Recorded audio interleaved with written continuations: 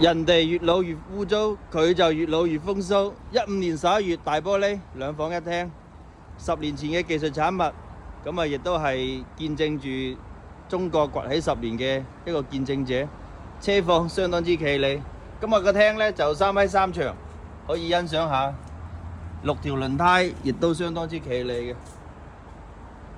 先睇下個箱內部，類似嗰啲玻璃鋼。咁啊，但係睇到呢個箱，我就諗起一句話叫做呢：斯時流失，惟吾德馨。即係話，雖然個箱睇起身呢就岩巉啲，但係台車整體亦都冇乜問題嘅，瑕不掩瑜啊。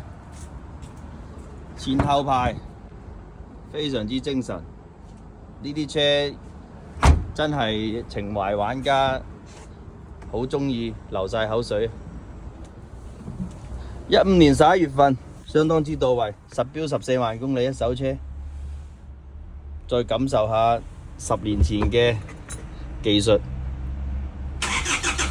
嗱，機頭 very good，very